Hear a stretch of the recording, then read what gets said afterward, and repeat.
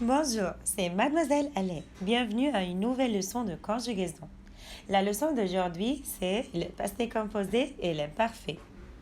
Ce sont de temps de verbes qui expriment une action qui s'est déroulée dans le passé.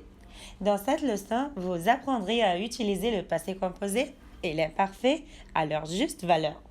Dans une leçon précédente, nous avons vu que le passé composé comprend une auxiliaire avoir ou être et un participe passé. Par exemple, j'ai chanté. L'imparfait pour sa part est constitué d'un radical et des terminaisons AIS, AIS, AIT, IONS, IEZ, AIENT. Exemple, je chantais. Plaçons le passé composé et l'imparfait sur une ligne du temps. Au centre de la ligne du temps, il y a le présent. Et à gauche du présent, on retrouve les temps qui expriment des actions passées. Et à droite, on retrouve les temps qui expriment les actions futures. Observons la place du passé composé et de l'imparfait. Il est clair que ces deux temps de verbe expriment des actions qui se sont déroulées dans le passé. Le passé composé exprime une action qui est complètement terminée dans le passé. Par exemple, j'ai mangé. Ce verbe exprime que l'action de manger est complètement terminée. Passons à l'exercice.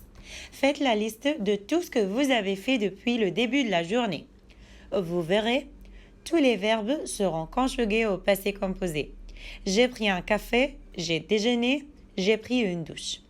Même si l'action s'est déroulée il y a fort longtemps, le verbe se conjugue au passé composé, comme dans la phrase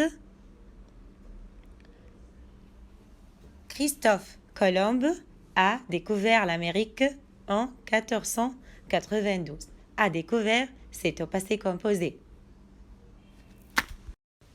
Revenons à la ligne du temps. Observons maintenant le rôle de l'imparfait. L'imparfait peut exprimer 4 types d'actions dans le passé. La première, une action passée qui est en train de se réaliser pendant qu'une autre action se produit. Comme dans la phrase « Il lisait quand la téléphone a sonné ». Le deuxième type, un fait qui se prolonge dans le passé. Comme dans la phrase « Annie étudiait, elle était très concentrée ». Le troisième type, un fait qui se répète dans le passé. On l'appelle l'imparfait d'habitude. Comme dans la phrase « Kevin se rendait à l'école en autobus tous les jours ».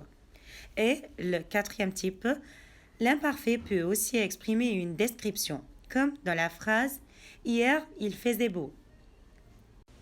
Exerçons-nous un petit peu. Dans les phrases suivantes, conjuguez les verbes soit au passé composé, soit à l'imparfait. La première phrase.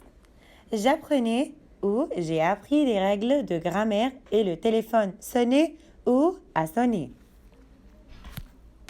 Très bien. Apprenez à l'imparfait et sonnez au passé composé. J'apprenais des règles de grammaire et le téléphone a sonné.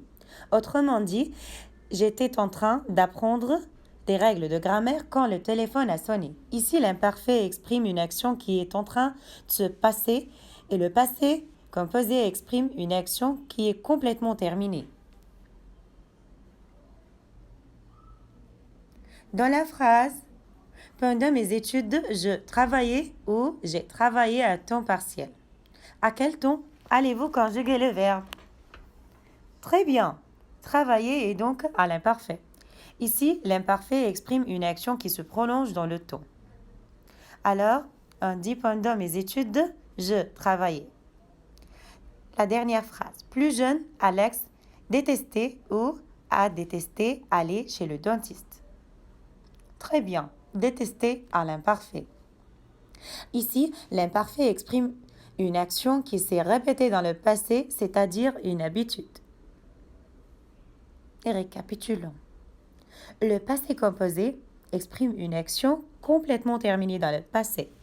L'imparfait, quant à lui, peut exprimer une action en cours, on peut dire en train de, une action qui se prolonge, une habitude ou une description.